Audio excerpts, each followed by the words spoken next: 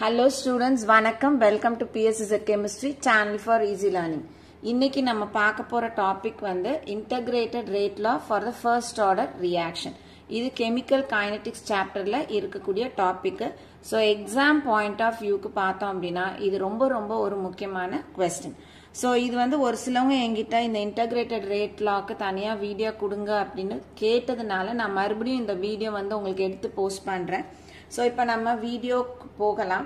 நமக்கு வந்து first order reaction என்னன்னு தெரியணும். First order reaction அப்படின்றது reaction உடைய ரேட் ஒரே ஒரு reactant-இனுடைய concentration மட்டும் டிபெண்ட் பண்ணி வந்ததுன்னா அதை வந்து first order reaction அப்படின்னு சொல்றோம். So what is a first order reaction? First order reaction. So a reaction whose rate depends only on the concentration of only one reactant.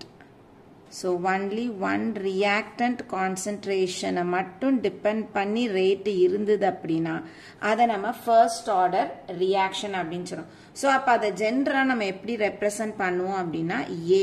So இப்போ இந்த ஒரு ரியாக்ஷன் எடுத்துக்கிறோம். அந்த ரியாக்ஷனுடைய ரேட்டு இந்த A ரியாக்டன்டினுடைய கான்சென்ட்ரேஷனை டிபெண்ட் பண்ணியிருக்கு அப்படின்னு நம்ம வச்சுட்டு நம்ம எழுத போறது ஒரு ரியாக்டன்ட் தான். ஸோ A ரியாக்டன்ட் நம்மளுக்கு ஒரு ப்ராடக்ட் கொடுக்குது. சரியா? அப்போ இந்த ரியாக்ஷனுடைய ரேட்டு ஏவினுடைய கான்சென்ட்ரேஷனை டிபெண்ட் பண்ணி இருக்கு.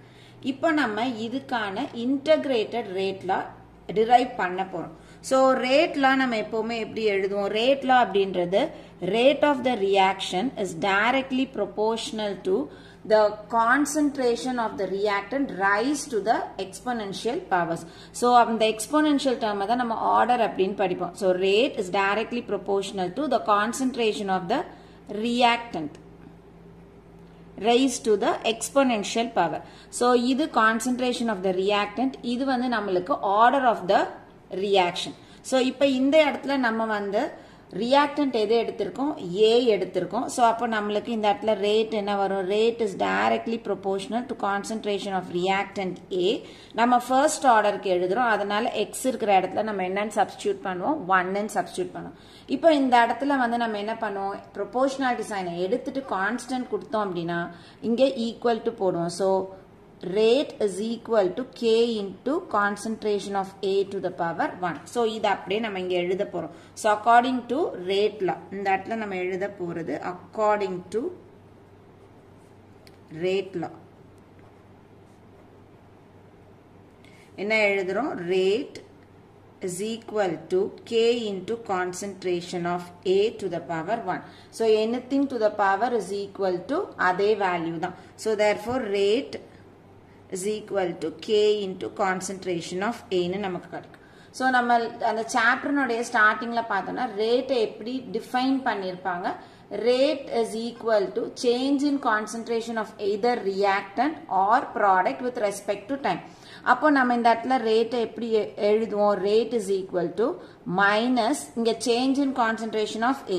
So இந்த இடத்துல D அப்படின்றது change in concentration. Minus அப்படின்றது reactant உடைய concentration எழுதுறதுனால நம்ம minus. ஏன்னா reactant உடைய concentration கொஞ்சம் கொஞ்சமா டைம் ஆக என்ன ஆயிட்டே வரும்? டிக்ரீஸ் ஆயிட்டே வரும். So minus போட்டுக்கோம். அப்போ minus D of இங்க நம்மளுக்கு reactant வந்து A with respect to time. So change in time. Time change ஆகும்போது concentration of Aவும் என்ன ஆகுது? Change ஆகுது. So அப்ப இந்த இடத்துல ரேட்டுக்கு பதிலா நம்ம என்ன சப்ஸ்டிடியூட் பண்ணலாம்? இந்த வேல்யூவை சப்ஸ்டிடியூட் பண்ணலாம்.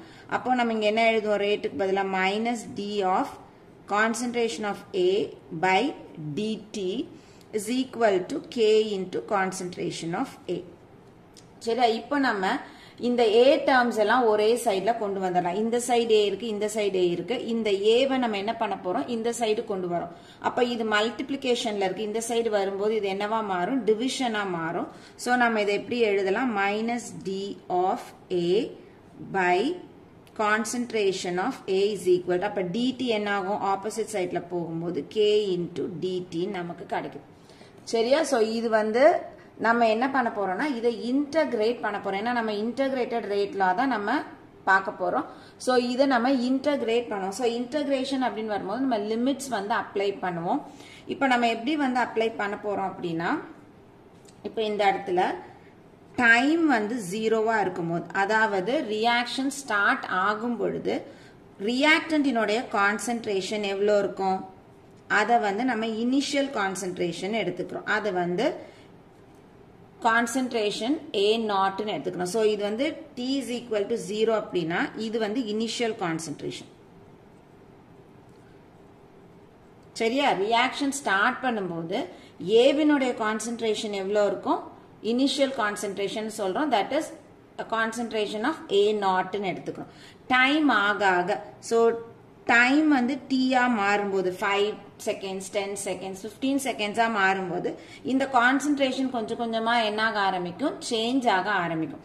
அப்போ நம்ம ரியாக்டன்டினுடைய கான்சென்ட்ரேஷனை நம்ம எவ்வளோன்னு எடுத்துக்க போறோம், A கான்சென்ட்ரேஷன் எடுத்துக்கிறோம். சரியா? ஸோ இது நம்மளுக்கு ஃபைனல் கான்சென்ட்ரேஷன். ஸோ இந்த பார்ட் நம்மளுக்கு கொஞ்சம் கிளியரா இருக்கணும். T is equal to 0. Reaction start பண்ணும் பொழுது இந்த இடத்துல நம்ம இது இல்லைன்னா கூட கான்சென்ட்ரேஷன் ஆஃப் ரியாக்டன்ட் நம்ம எவ்வளோன்னு எடுத்துக்கலாம், A0 அப்படின்னு எடுத்துக்கலாம். டைம் T-ஆ இருக்கும் பொழுது ஃபைனல் அப்போ கான்சென்ட்ரேஷன் எவ்வளோ இருக்கும், A கான்சென்ட்ரேஷன் எடுத்துக்கலாம். ஸோ இதை தான் நம்ம லிமிட்ஸா அப்ளை பண்ண போறோம். ஸோ டைம் இருக்கிற இடத்துல இந்த லிமிட்டையும் 0 to T-யையும், இந்த இடத்துல நம்ம இன்டகிரேட் பண்ண போற இடத்துல லிமிட்ஸ் என்ன பண்ண போறோம், இனிஷியல்ல இருந்து ஃபைனலுக்கு A0ல இருந்து Aக்கு அப்ளை பண்ண போறோம். ஸோ அதை நம்ம எப்படி எழுதுவோம் அப்படின்றத பார்க்கலாம். ஸோ இன்டகிரேஷன் சைன் இதுல நம்ம என்ன பண்ண போறோம், கீழே வந்து இனிஷியல் மேல வந்து ஃபைனல். அப்ப இனிஷியல் எது நம்மளுக்கு, கான்சென்ட்ரேஷன் ஆஃப் Aக்கு என்ன வச்சிருக்கோம், இந்த இடத்துல A0, மேல வந்து ஃபைனல் A. ஸோ எதை இன்டகிரேட் பண்ண போறோம், இந்த வேல்யூவை. ஸோ மைனஸ் நம்ம வெளியிலே வச்சுக்கலாம், நம்மளுக்கு இந்த பார்ட் மட்டும் தான் integration. So D of A concentration divided by concentration of A is equal to, இந்த இடத்துல வந்து K கான்ஸ்டன்ட், அதனால இதை நம்ம வெளியில வச்சுக்கிறோம். கான்ஸ்டன்ட் இன்டகிரேட் ஆகாது, அதனால இதை வெளியில வச்சுட்டு மறுபடியும் இன்டகிரேஷன் சிம்பிள் போடுறோம். இந்த இடத்துல dt இருக்கு வித் ரெஸ்பெக்ட் டு டைம். அப்ப அதனுடைய இனிஷியல் ஃபைனல் எவ்வளோ இருக்கும், இனிஷியல் 0, ஃபைனல் வந்து t. ஸோ 0 to t, இந்த இடத்துல dt. சரியா? இப்போ நம்ம இதை இன்டகிரேட் பண்ண போறோம். ஸோ இன்டகிரேஷன் பண்ணணும்னா நம்மளுக்கு ரொம்ப வந்து எல்லாம் தெரியணும்னு அவசியம் இல்லை, ஸ்பெசிபிக் வேல்யூஸ் தெரிஞ்சா போதும். ஸோ இப்போ இது எந்த ஃபார்ம்ல இருக்கு அப்படின்னா 1/a into d of a எடுத்துக்கலாம். So integration of 1/x into dx இந்த ஃபார்முக்கு தான் இதுல இருக்குது. 1/a அப்படின்றது 1/x, d of a அப்படின்றது dx. இதை நம்ம இன்டகிரேட் பண்ணும்போது நமக்கு கிடைக்கக்கூடிய ஆன்சர் என்னன்னு பார்த்தோம்னா ln x. இதுதான் இதுக்கு வரக்கூடிய வேல்யூ. இப்போ இந்த இடத்துல நம்மளுக்கு என்ன இருக்குது, x இருக்கிற இடத்துல a இருக்கு. அப்ப நம்மளோட ஆன்சர் என்னவா இருக்கணும், இந்த இடத்துல இன்டகிரேட் பண்ணும்போது 1/concentration of a into d of a is equal to நம்ம என்ன எழுதுவோம், ln அப்படியே போட்டு x இருக்கிற இடத்துல என்ன இருக்கு நம்மளுக்கு, concentration of a. இதுதான் இந்த இடத்துல ஆன்சரா நம்ம எழுதணும். ஸோ அப்ப இந்த பார்ட்டுக்கு நம்மளுக்கு ஆன்சர் என்ன வரும், மைனஸ் அப்படியே இருக்கு. ஸோ இப்போ இன்டகிரேட் பண்ணோன்னா நம்மளுக்கு இந்த வேல்யூ வரும். அதனால நம்ம இதை பிராக்கெட்டா மாத்திக்கிறோம். சோ இந்த இடத்துல நம்ம என்ன பண்ண போறோம், ln concentration of A. இப்போ இந்த இடத்துல லிமிட்ஸ் மறுபடியும் போடுறோம். சோ இங்க வந்து A0 concentration, இந்த இடத்துல A concentration is equal to, இப்போ இங்க K க்கு வரும். K integration 0 to t dt. So இது வந்து integration of dx ஃபார்ம்ல இருக்கு. சரி, x இருக்கிற இடத்துல t இருக்கு. So integration of dx is equal to x. அப்ப நம்மளுக்கு integration of dt is equal to என்ன கிடைக்கும், வெறும் t. அப்ப இந்த இடத்துல நம்ம என்ன பண்றோம், k வை வெளியில எடுத்துக்கிறோம். சரியா? t க்கு வந்து என்ன போட போறோம், t போட்டு லிமிட்ஸ் எழுதுறோம் 0 t. இப்போ இந்த லிமிட்ஸை இது உள்ள நம்ம அப்ளை பண்ணணும். எப்படி அப்ளை பண்ணணும்னா, மேல இருக்கிற வேல்யூ மைனஸ் கீழே இருக்கிற வேல்யூ. சோ மேல இருக்கிற வேல்யூவை இந்த இடத்துல சப்ஸ்டிடியூட் பண்ணி, இப்போ எக்ஸாம்பிளுக்கு இப்படி இருக்குன்னு வச்சுக்கோம், ln x இந்த இடத்துல வந்து நமக்கு 2 1 வேல்யூ இருக்குன்னா இங்க நம்ம சப்ஸ்டிடியூட் பண்ணும்போது எப்படி சப்ஸ்டிடியூட் பண்ணணும், முதல்ல மேல இருக்கிற வேல்யூவை x க்கு கொடுக்கணும். அப்ப ln 2 மைனஸ் போட்டு அதுக்கப்புறம் இந்த 1 இதுல சப்ஸ்டிடியூட் பண்ண, அப்ப ln 1 கிடைக்கும். இப்படிதான் நம்ம சப்ஸ்டிடியூட் பண்ணோம். சோ இந்த இடத்துல நம்மளுக்கு என்ன இருக்கு, 2 க்கு பதிலா கான்சென்ட்ரேஷன் ஆஃப் A இருக்கு. இந்த இடத்துல என்ன இருக்கு, A0 கான்சென்ட்ரேஷன். அப்ப நம்ம என்ன பண்ணணும், A concentration minus A0 concentration எழுதணும். சரியா? இப்ப நம்ம இங்க மறுபடியும் பார்ப்போம். இப்போ இந்த இடத்துல வருவோம். ஸோ மைனஸ் வந்து அப்படியே காமனாகவே வச்சுக்குவோம். இப்போ இந்த இடத்துல ஃபர்ஸ்ட் எழுதும்போது ln, இப்போ இது என்ன ஆயிடுது, கான்சென்ட்ரேஷன் ஆஃப் ஏவே தான் வரும். இதை இங்கே சப்ஸ்டிடியூட் பண்ணும்போது அது இப்போ மைனஸ், இப்போ எந்த மைனஸ், இந்த இடத்துல போடுற மைனஸை போட்டு மறுபடியும் ln ஏக்கு பதிலாக எதை சப்ஸ்டியூட் பண்ண போகிறோம், a நாட் சப்ஸ்டியூட் பண்ணுறோம். சரியா, is equal to அதே மாதிரி k into, இப்போ இந்த இடத்துல tக்கு ஃபர்ஸ்ட் எதை சப்ஸ்டியூட் பண்ணணும், இந்த t. அப்போ t அடுத்தது மைனஸ் tக்கு பதிலாக 0. ஓகேவா, இனிமேல் இதை நம்ம வந்து ஆஸ் யூஷுவல் நார்மலாக சால்வ் பண்ணுற மாதிரி சால்வ் பண்ண வேண்டியதான். இப்போ என்ன பண்ணுவோம், இந்த மைனஸை உள்ளே எடுத்துகிட்டு வருவோம். மைனஸை உள்ளே எடுத்தோம்னா minus ln a minus of minus, இது மறுபடியும் உள்ளே வரும்போது மைனஸ் ஆஃப் மைனஸ் ப்ளஸ் ஆகும். So ln a naught is equal to, இது என்ன ஆகும், k into t minus k into 0 எவ்வளோ 0. அதனால் அதை எழுத வேண்டாம், அப்படியே நம்ம k t மட்டும் வச்சு. இப்போ நம்ம என்ன பண்ணுவோம், ப்ளஸ்ஸை ஃபஸ்ட்டு எழுதுவோம், மைனஸை வந்து ரெண்டாவது எழுதுவோம். அப்போ எழுதும் போது என்ன கிடைக்கும், ln a not concentration minus ln a is equal to kt. So இப்போ இது எந்த ஃபார்மில் இருக்குது அப்படின்னா, நமக்கு வந்து log a minus log b இருக்குது அப்படின்னா நம்ம அதை எப்படி எழுதுவோம், log a by b ன்னு எழுதுவோம். ஸோ ரெண்டு லாகுக்கு நடுவில் மைனஸ் இருக்குதுன்னா நம்ம என்ன எழுதுவோம், a by b ன்னு எழுதுவோம். ஸோ இந்த இடத்துல லாகுக்கு பதிலாக நம்ம ln வச்சிருக்கோம். So ln a naught minus ln a அப்படின்னா இது வந்து ஏன்னு எடுத்துக்கிறோம், இதை பின்னு எடுத்துக்கிறோம். அப்போ நம்ம எழுதும்போது என்ன எழுதுவோம், ln a டிவைடட் பை பின்னு எழுதுவோம். ஸோ அப்போ இங்கே எழுதும்போது ln a வேல்யூ என்னது, a naught divided by concentration of a is equal to k into t. சரியா, இப்போ இந்த ln நம்ம நார்மல் லாகா மாற்றுறோம் அப்படின்னா அப்போ வேல்யூஸ் என்ன ஆகும், ln நம்ம நார்மல் லாகா மாற்றுறோம் அப்படின்னா 2.303 கூட மல்டிப்ளை பண்ணி லாக் கொடுக்கணும். அப்போ இந்த இடத்துல lnக்கு பதிலாக நம்ம என்ன கொடுக்கலாம் அப்படின்னா 2.303 into log of a naught concentration by a is equal to kt. So இதை நம்ம என்ன பண்ண போறோம், நம்ம வந்து இந்த 2.303 இந்த பக்கம் கொண்டு வரலாம், அல்லது நீங்க எப்படி வேணாலும் ஸ்டெப்பை எழுதலாம். நம்மளுக்கு வந்து தேவை என்ன அப்படின்னு பார்த்தோம்னா ரேட் கான்ஸ்டன்ட் k தான் வேணும். ஸோ அதனால நீங்க ஒரு ஸ்டெப்பா கொண்டு வந்தாலும் கொண்டு வரலாம், அல்லனா டைரக்டாவே நம்ம இந்த இடத்துல k வச்சிருக்கோம், இந்த டீயை நம்ம இந்த சைடு கொண்டு வந்தோம்னா என்ன ஆகும், இது மல்டிப்ளிகேஷன்ல இருக்கு, இந்த பக்கம் வரும்போது என்னவா மாறும், டிவிஷனா மாறும். அப்ப டைரக்டா கீழே வந்து t போட்டுக்கலாம். ஸோ அப்போ k is equal to 2.303 by t into log of a naught by a concentration. So இதுக்கு பேரு தான் integrated rate law for the first order reaction. நமக்கு எக்ஸாம்ல derive the integrated rate law for the first order reaction அப்படின்னு கேக்குறாங்கன்னா நம்ம இங்க வரைக்கும் derive பண்ணி காமிக்கணும். இப்போ இது வந்து நம்மளுக்கு கிராஃப் ஆகும், இதை ரெப்ரசன்ட் பண்ணலாம். இப்போ நம்ம கிராஃபா ரெப்ரசன்ட் பண்ண போறோம் அப்படின்னா நம்ம எந்த ஈக்குவேஷனை கிராஃபுக்கு எடுத்துக்கணும் அப்படின்றதையும் சொல்லிடுறேன் நான்.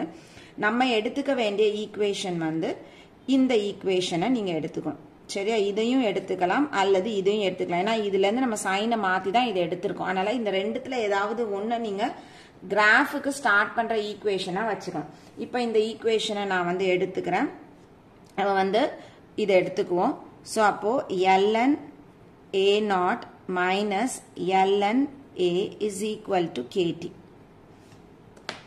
சரியா, இப்போ இதுல பார்த்தோம் அப்படின்னா இந்த இடத்துல நான் வந்து இந்த ln a வச்சுட்டு இதை இந்த சைடு கொண்டு போறேன். எதுக்காக அப்படின்னா ஒரு ஸ்ட்ரெயிட் லைன் ஈக்குவேஷன் நம்ம கொண்டு அந்த ஃபார்முக்கு கொண்டு வரதுக்காக இந்த ஷிஃப்டிங் பண்றோம். ஸோ மைனஸ் ln a அப்படியே வச்சிருக்கேன், kt அப்படியே இருக்கு. அப்ப இந்த பார்ட் அடுத்த சைடு போகும்போது என்னன்னு மாறும், ln a நாட் கான்சென்ட்ரேஷன் மாறும். இப்போ இந்த சைன் எல்லாம் மாத்துங்க. அப்ப மைனஸ்ல இருக்கிறது பிளஸ் ஆகும், பிளஸ்ல இருக்கிறது மைனஸ் ஆகும். அப்ப இது மைனஸ்ல இருக்கு, ஸோ இது எப்படி மாறும், ln a is equal to, இது வந்து பிளஸ்ல இருக்கு, ஸோ மைனஸ் kt, இது மைனஸ்ல இருக்கு, so plus ln a not concentration நமக்கு கிடைக்கும். இப்போ இது பார்த்தோம் அப்படின்னா straight line equation. Straight line equation என்ன, y is equal to mx, அதுதான் வந்து ஸ்ட்ரெயிட் லைன் ஈக்குவேஷன்.